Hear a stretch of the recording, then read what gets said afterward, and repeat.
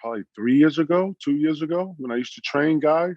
I was probably around the game a lot more, and used to jump in a couple, 21s and some 3-on-3s and some 5s-on-5, just for a couple games. Could But you yeah, about play it 3 all? years. Could you play it all now? Yeah, yeah.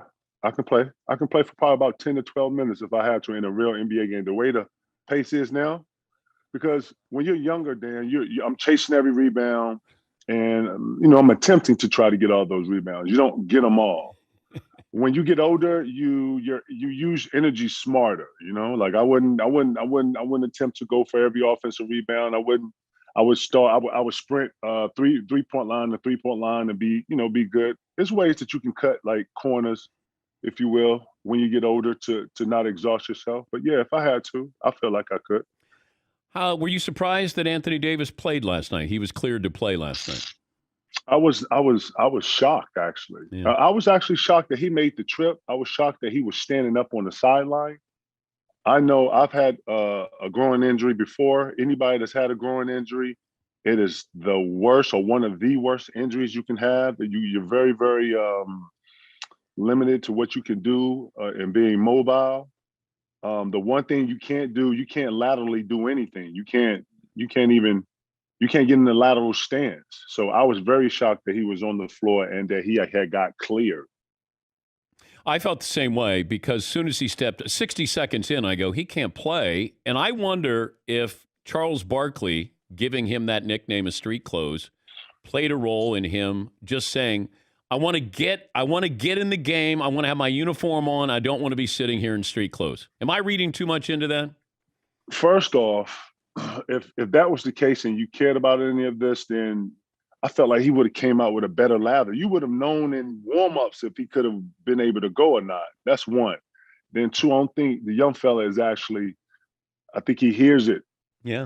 but this is all about doing something for yourself. He has to take another level of improving his body. Let's just keep this real. LeBron came to LA to not just, leave out the league on a great note with a great establishment like the Lakers, but he wanted to play with a younger version of someone that he can actually like, similar to what D Wade did to him in Miami. He came to AD's in LA to continue the legacy, to continue the championship legacy, to continue the spirit. And right now he's not doing that. He has to go to another level with his body and his training. Whatever he's been doing the last 10 years is not working. He should not be out of shape during the regular season. I don't understand that one. Did you talk trash to LeBron? I talk trash to where I saw an advantage. You understand? And let me get something clear out here.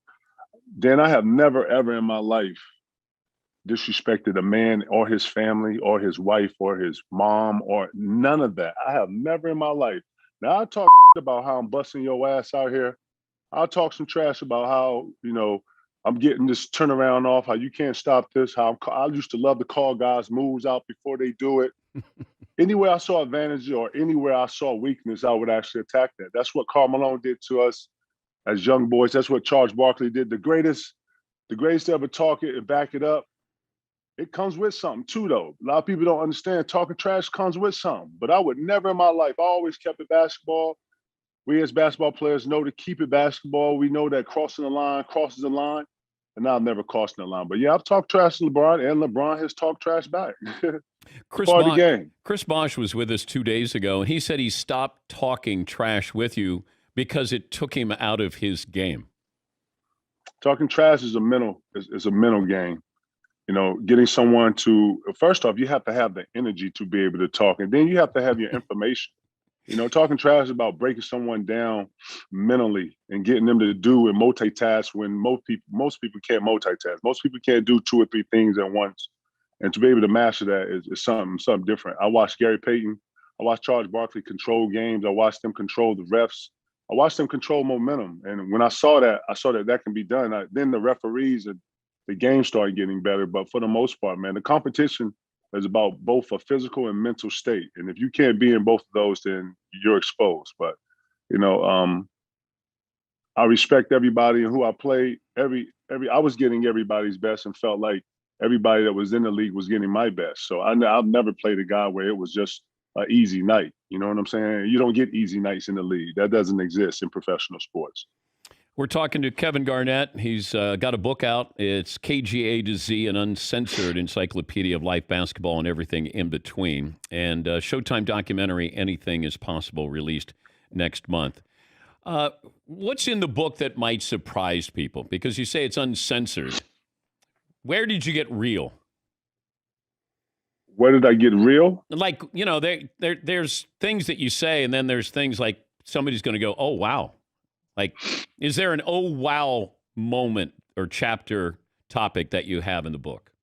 I don't know. I just think sometimes that I would look up and some of the was like a movie to me, Dan. Like I would be looking up and I would be like, this is something straight out of, you would see this in like theater or something, right? The connection with all the Celtics in '08. How my mom how she raised me and my two sisters. I wouldn't say it would be wow. And the reason I think I wrote the book was because to show the normalcy and the human side of me and the things that, I was able to beat or be able to find solutions to. I wanted to create solutions for people who was lost or went through similar situations and was trying to relate and wanted to be able to find some common solutions to the problem. So, I get a lot of DMs. I get a lot of personal mail about people and how to survive and during rough times and sharing stories. Arvydas Sabonis, I think a lot of people were shocked that I actually knew who Arvydas Sabonis was and that he was a huge play into my development and just creatively and as an imagination, have an imagination of being that big and being creative and being mobile like he was. I don't think people were shocked. I think a lot of people were shocked that I actually knew his history. Yeah. Dawn Stanley being one of my idols growing up, even though she was a female, I loved her style. Her and Kenny Anderson was my all-time favorite guards. I took the rubber band idea from her. It kept me very disciplined. Times where, I don't know, man. I don't know. It's like for whoever's reading it and for whatever reasons they're reading it, looking for whatever they're looking for. I found a lot of people found some solutions in the book, which is the biggest compliment to me, at least. You come out of high school right to the pros. What kind of offers did you get to go to college? You don't have to give me names of schools, but what were you offered to go to college? I won't embarrass anybody, or I won't put it out there, no shit like that. But I got offered a lot of cash. My mother, and my family to have better opportunities, to meet some of the most powerful people in the world, whatever that meant. And I think I told the story in the book where it was a situation where I was staying with my grandmother at the time because recruiting was getting to the point where it was just obese, and my mother thought it'd be perfect or a better idea for me to change addresses. And life was running so fast at this time, but I had a certain recruiter come see me and he offered me some cash in front of my grandma, and she went and got a shotgun and told me to always set the tone with people that you can never be bought. And if you can be bought once, you can be bought always. And that stuck with me forever. Wait, what did the recruiter do when grandma gets a shotgun? I had to tell him he had to get his bag and get the hell up out of here, or him and his bag weren't gonna make it out of here. And I thanked him for coming through. I told him I love this school, but this wasn't gonna work like this. And he wanted to talk. And I think the quicker she put the shotgun together, the quicker we ended the conversation. But yeah, that guy's still around. Whenever I see him, I like to wink and be like, "How you doing?" He's like, "Man, yeah." So that's just between him, myself, and God and my grandmother. Rest in peace to Mom Mill. Yeah, my grandma Mill. Grandma's packing. Man, in the South they are. I definitely know that. Ain't no games. Ain't no games. Were you concerned though with living in Chicago? And, it was only 1 year, but just what Chicago was like back then? What was the question? What'd you say? What was it like? You go from South Carolina to Chicago. What was it like? Were you ever concerned about just when you're not on a basketball court? Everything that. Oh, you're concerned. You're concerned every day. Chicago was like a download to how to survive life. Like I grew up in like a little rough neighborhood, and it's hood, it's streets, whatever. But Chicago, big city, LA, New York, Houston, Miami, the bigger cities, they come with a lot more structure. They come up with a lot more, lot less development in neighborhoods. It's not a lot, So you understand places like youth centers. You understand the Boys and Girls Club. That's kind of universal. So when I got to Chicago, I had to understand how the lay of the land works. Chicago is full of gangs. It's full of structure. Over here is this. Over there is this. The police there is very different. They speak and deal with you very different in the big cities. So I had to get a download of all that. Every day in Chicago, your head on swivel. Your head on swivel means you're looking left and right, and if not, you're in something before you know it. And Chicago taught me, and I felt like Chicago built me so that I was able to go to the league, both physical and mentally. I was playing against guys that's in the street that's probably better than some guys that's in the NBA and came up short, or had kids, or got addicted to drugs and vices and just didn't make it.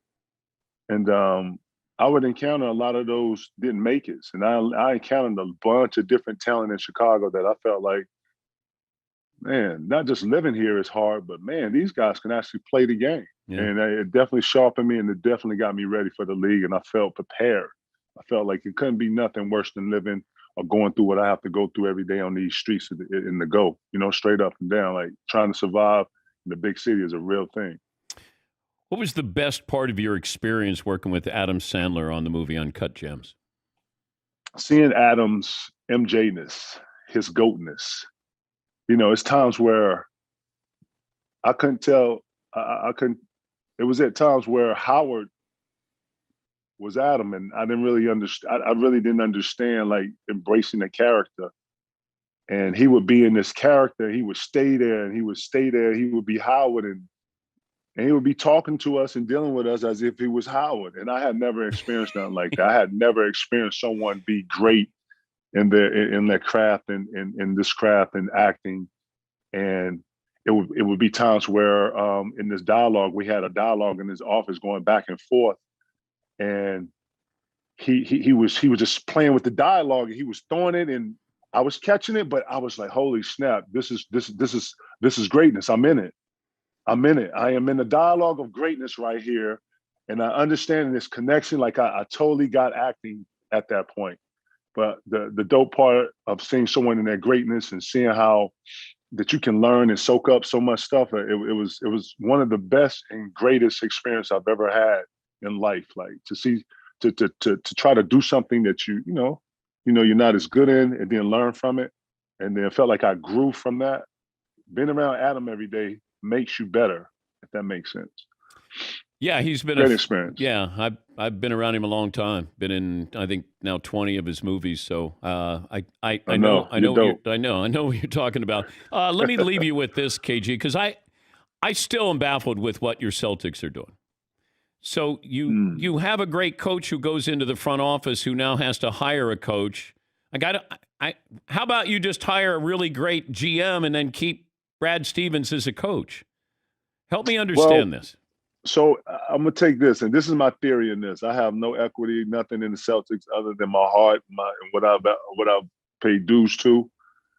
I'm always a C at heart. This is my theory on this though. So Brad Stevens came in and built this system and this, I guess this I don't want to say pedigree, but he built a structure there that the guys have believed in.